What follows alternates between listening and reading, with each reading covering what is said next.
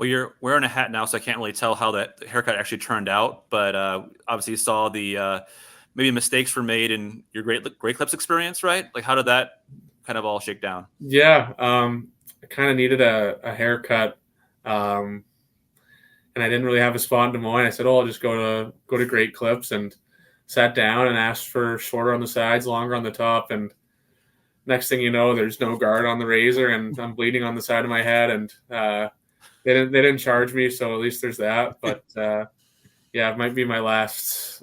Might have to get my hair cuts in the off season from here on out. And how did your teammates help you? Didn't Brendan help you with that? Yeah, there's a bit of a rat tail going on there at one point, and I mean I'm a pretty big target most days in the room with chirps and whatnot. I do it to myself too, but that definitely gave a lot of ammo, and um, they like to point out that I had a bit of a rat tail, and he tried to clean it up. I don't know if it could have gotten any worse than it was, but he probably made it worse. And it's funny to have that video and to look back at it, though. Yeah, we'll have that video to this podcast so people can see it too on the YouTube part of it, because it's classic of teammates helping teammates, just like the whole process. Yeah, returning the favor, right? That's it. It's well, Joe, you'll like this one too. I don't know if you guys are familiar with the Jimmy Fallon superlatives that he either maybe still does or at least used to always do for the NHL playoffs. But there was one. It's basically like the high school yearbook thing. Like he takes the guy's like team photo and like gives them a caption underneath, most likely to. And it was Andrei Vasilevsky, who, like, you've seen some of his photos, Joe. Like his hair was just mangled. And it literally said underneath, most likely to walk into a barber shop and say, just ruin me. Whenever I hear crazy hair stories, I just go right back. I'm like, Vasilevsky, yes. What would be your award winners for your team if we asked, like, who would be the best and worst dressed guys in the Iowa Wild? One name that has to come up when you're talking about clothes is Huntsy.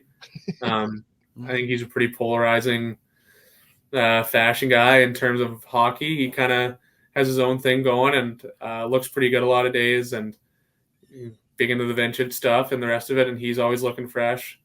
Yeah, so he's definitely up there. And Mike Milne, he's kind of got he likes to look good when he's going anywhere, and you can tell he gets excited to dress up. So he's kind of a fun guy to talk about with his clothes. But no, I think it's a well-dressed group. So who's the one that looks homeless when you guys go out? Who's looking homeless? I'm sure a lot of guys would say me. So I have to be honest with that one. I don't know. I feel like I see Sammy wear the same thing a lot, but he looks good in what he's wearing. So no, maybe it's just his go-to and it works. Who's always late, or who always gets there close to the time of meetings and stuff like that? Yeah, I think I mean, when it comes to team meetings and stuff like that, everyone's pretty dialed in and no one's late for that. But if it's something a little more casual, and Greg Morellas, he's a guy that we kind of is in our carpool whenever we're going somewhere, and usually you say you'll be there at 3:15 and you're still waiting in your car 3:20, 3:25 for him to get out and be ready. So yeah, he's usually, you can count on him being making you wait. Who always forgets their wallet when it's time to pay for dinner? I don't know. I think everyone's pretty good with that one. No one's really sitting on their wallet for too long. I think guys are stepping up when they have to. Who's the most fun in the group chat? Miller is definitely not shy in there. He likes to toss around quite a bit, and Cale Kessie, he's got some good ones, and he's good for a couple laughs when we're on the road, or he's not afraid to go at guys, and it's a lot of fun when he's in the mix. Yeah, I know. I asked Volstead that when I was there, like, as everyone said in that video, like who'd win the pie eating contest, and everyone picked him. Maybe they just wanted to rag on him a little bit. He's like, I don't even like pie. I just like desserts.